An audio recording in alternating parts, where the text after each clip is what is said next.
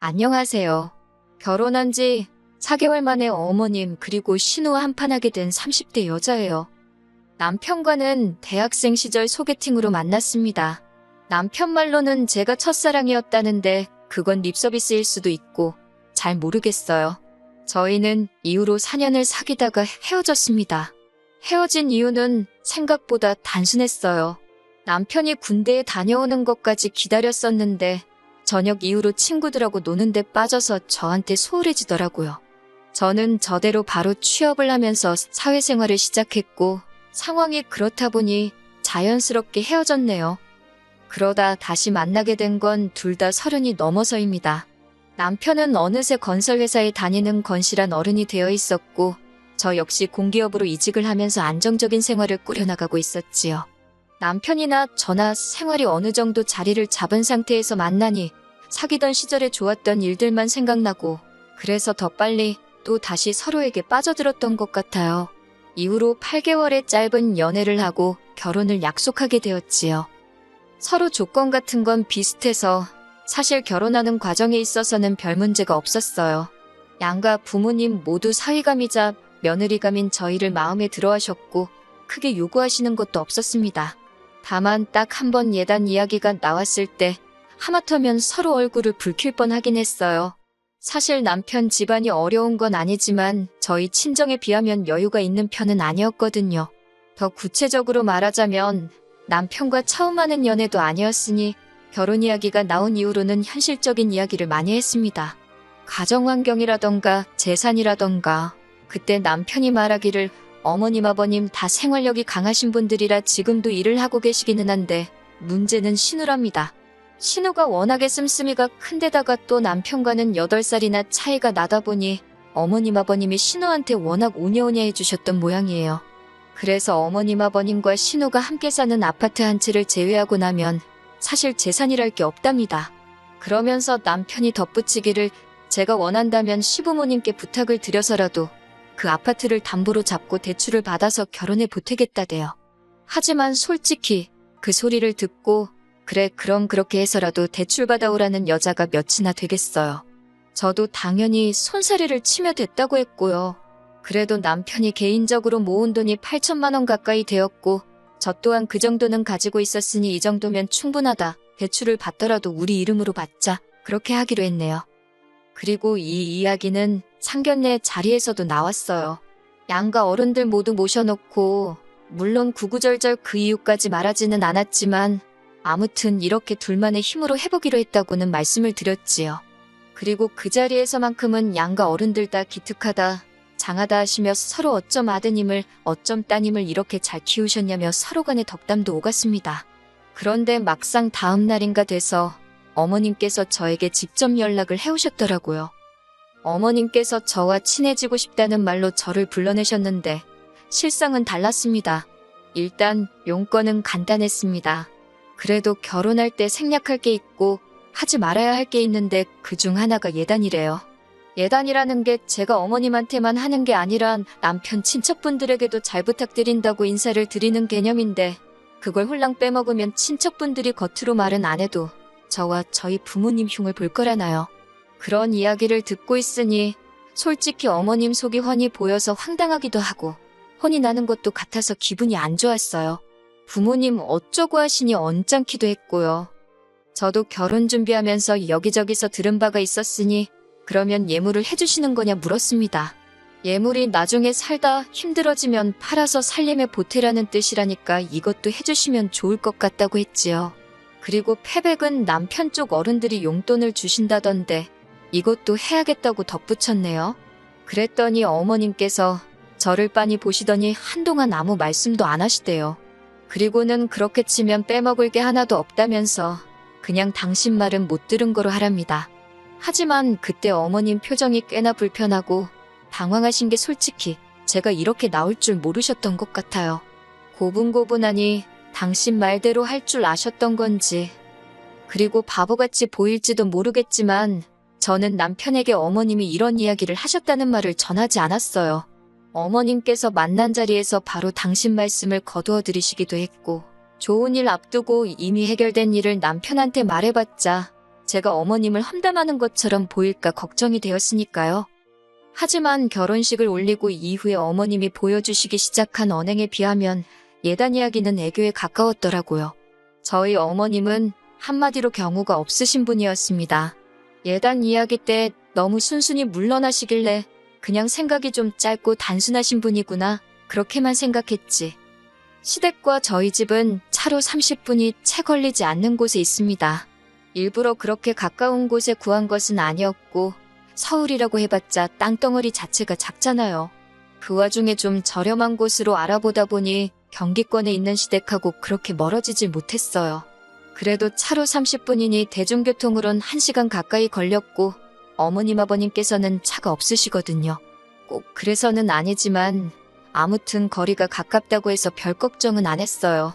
그런데 이게 웬걸 지하철에서 버스로 갈아타는 수고를 하시면서까지 어머님은 저희 집에 수시로 오기 시작하셨습니다.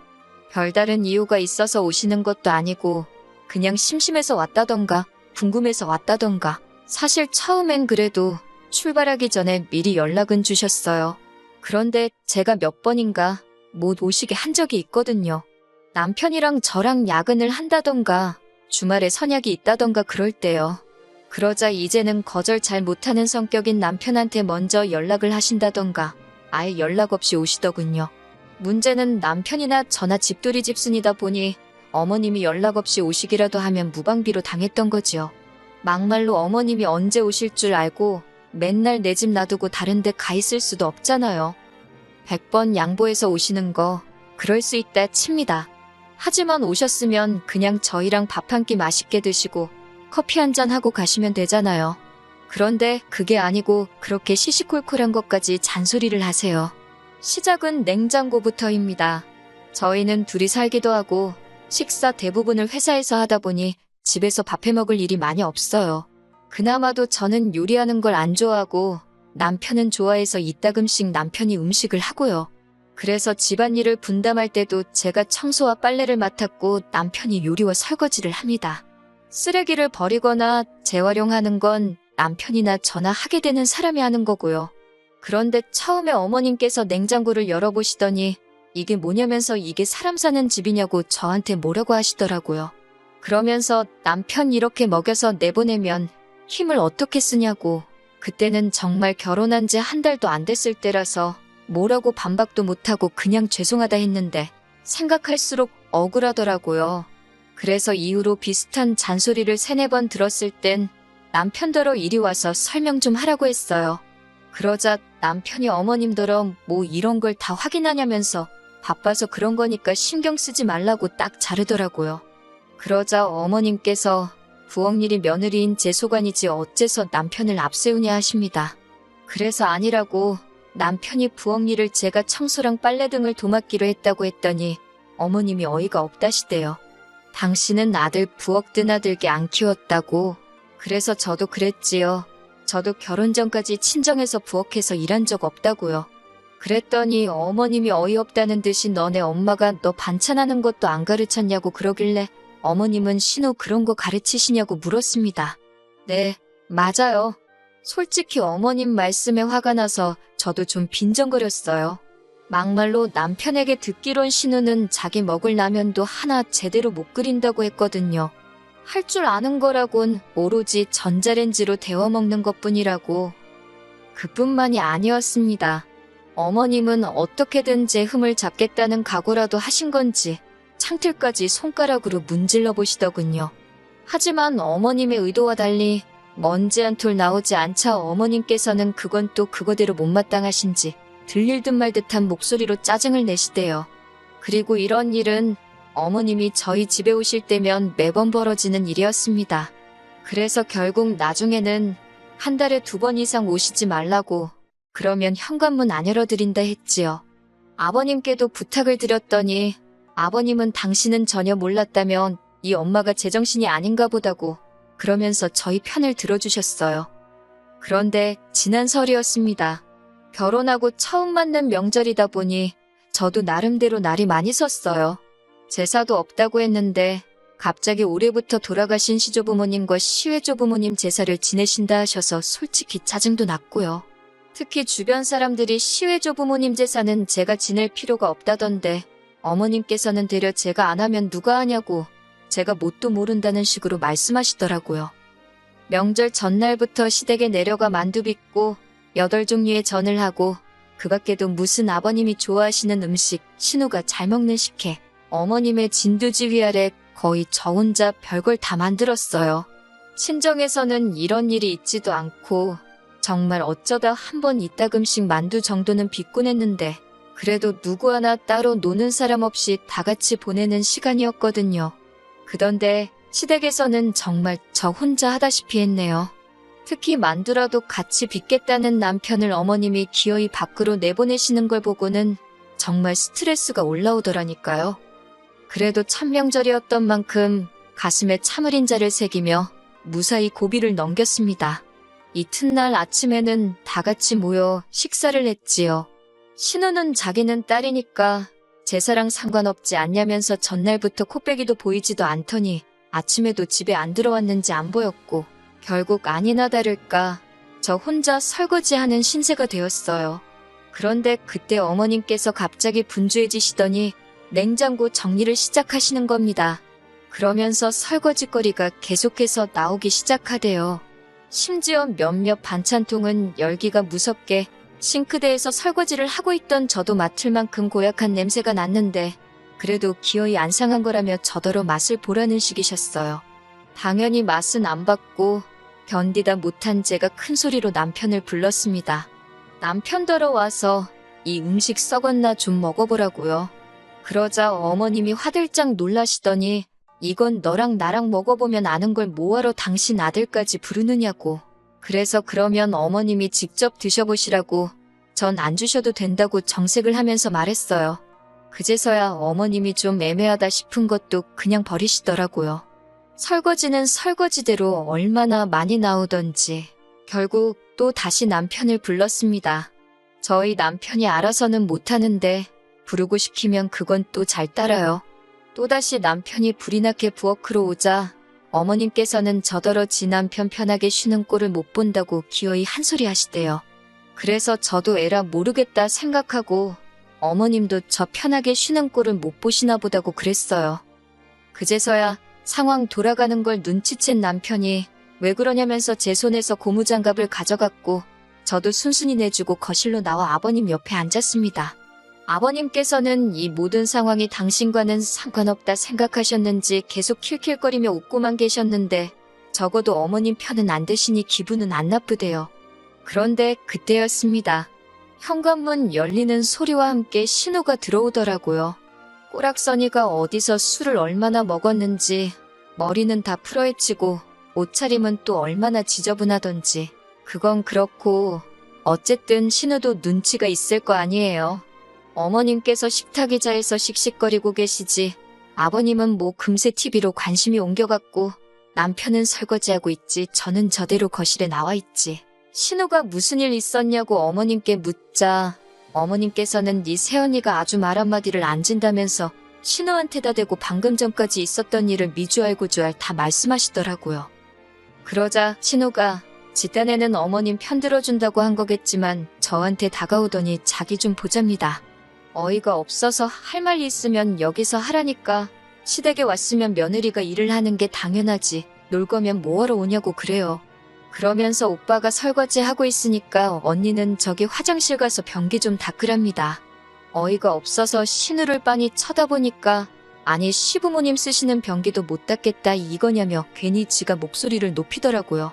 사실 어제 시댁에 도착하자마자 화장실에 갔다가 저 기절하는 줄 알았어요. 아버님이 변기를 안 올리고 소변을 보시는 건지 앉으면 엉덩이 닿는 데 있잖아요. 거기에 샛노랗게 오줌방울 자국이 막 있더라고요. 진짜 비위가 상했는데 저도 써야 하니 어쩌겠어요. 대충 제가 물 청소하고 썼지요. 그런데 아침 식사 전에도 가보니까 또 그런 게 아니겠어요? 신우도 뻔히 그걸 알면서 저더러 그 변기를 닦으라고 하는 거니 제가 얼마나 화가 나던지요. 그런데 그때 부엌에서 남편이 야, 너 미쳤냐 그러면서 고무장갑을 내팽개치고 거실로 나오대요. 어머님도 그런 남편에게 놀라셨는지 너 왜 동생한테 그러냐고 소리를 치시고 그런데 남편이 신우더러 네가 뭔데 새언니더러 변기를 닦아라 말하냐면서 네가 싸는 변기는 네가 치우라고 뭐라고 하더라고요. 그제서야 아버님께서도 남편더러 그래도 그렇지 부모 앞에서 큰 소리를 내느냐고 한마디 하셨는데, 그러자 남편이 정말 자기 창피하게 왜 그러냐면서 왜들 이렇게 경우가 없냐고. 그리고 결국 결론부터 말씀드리자면 그날 아주 집이 뒤집어졌습니다. 어머님과 아버님 두 분 다 새 사람 하나 들어오자마자 아들놈이 부모한테 대든다고 기함을 하셨고, 신우는 신우대로 오빠가 여자한테 미쳐서 가족도 못 알아본다고 악을 써댔거든요. 저는 솔직히 너무 억울하고 동시에 남편한테 미안하기도 하고 어머님 아버님이 이해가 안 되고, 결혼한 지 4개월 만에 이런 일이 생길 거라고 누가 상상이나 했겠어요? 결국 저희는 난장판이 된 시댁을 뒤로하고 친정으로 향했습니다. 무슨 일이 있었는지 짐작도 못하셨던, 그리고 모르셨던 친정부모님께선 명절 당일에 올 거라고는 기대도 안 하셨다며 너무 좋아하시더라고요. 친정아버지께서 소고기 사주신다고 나가자 하셔서 그 길로 바로 고깃집 가서 배 터지게 먹었고, 이후로 친정부모님과 함께 윷놀이하며 시간을 보냈어요. 남편이 속이 많이 상했을 텐데 하나도 티내지 않고 친정부모님한테 살갑게 굴면서 시간을 보내더라고요. 그 모습을 보고 있으니 내가 시댁에서 좀 참을 걸 그랬나 싶고, 그래서 그날 밤 자려고 누워서 남편에게 미안하다 했어요.